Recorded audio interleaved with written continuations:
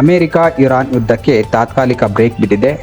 Iran ದಾಳಿ ನಿಲ್ಲಿಸಿದ್ದು ತೈಲ ಬೆಲೆ 5% ಕುಸಿದಿದೆ. ಆದರೆ ಫ್ರಾನ್ಸ್, ಸ್ಪೇನ್ನಲ್ಲಿ ಭೀಕರ ಕಾಡ್ಗಿಚ್ಚಿನಿಂದ 3 ಲಕ್ಷ ಜನ ಸ್ಥಳಾಂತರಗೊಂಡಿದ್ದಾರೆ.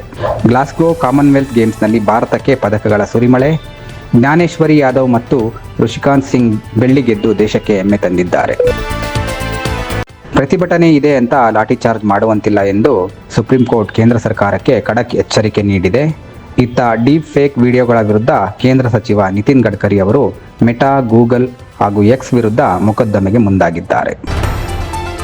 ಕುಮಾರ್ ಬಂಗಾರಪ್ಪ ಅವರ ಕಂಬ್ಯಾಕ್ ಸಿನಿಮಾ ಸರ್ಕಾರಿ ನ್ಯಾಯಬೆಲೆ ಅಂಗಡಿ ಈಗ ರಿಲೀಸ್ಗೆ ರೆಡಿ ಆಗಿದೆ. ಜುಲೈ 31, 2026ಕ್ಕೆ ಥಿಯೇಟರ್ಗೆ ಬರ್ತಾ ಇದೆ. ಈ ಸಿನಿಮಾದ ಒಂದು ಕಥೆ ಕೂಡ ಸರ್ಕಾರಿ ನ್ಯಾಯಬೆಲೆ ಅಂಗಡಿಗಳ ಕಾರ್ಯನಿರ್ವಹಣೆ ಮತ್ತು ಅದರಲ್ಲಿನ ಅಕ್ರಮಗಳ ಬಗ್ಗೆ ಒಂದು ಇಂಚಾಗಿ ಬಿಚ್ಚಿಟ್ಟಿದ್ದಾರೆ.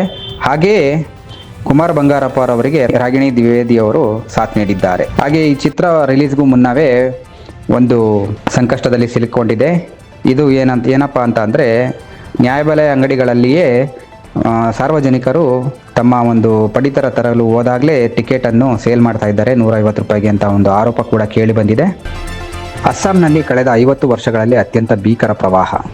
ಶಿವಸಾಗರ್ ಜಿಲ್ಲೆ ಸಂಪೂರ್ಣ ಜಲಾವೃತ. 6.5 ಲಕ್ಷ ಜನ ಸಂಕಷ್ಟದಲ್ಲಿ. ಸಾವಿನ ಸಂಖ್ಯೆ 68ಕ್ಕೆ ಏರಿದೆ. 810 ಹಳ್ಳಿಗಳು ನೀರಿನಲ್ಲಿ ಮುಳುಗಿದ್ದು ಜನ ಆಹಾರ ನೀರಿಲ್ಲದೆ ಪರದಾಡುತ್ತಿದ್ದಾರೆ.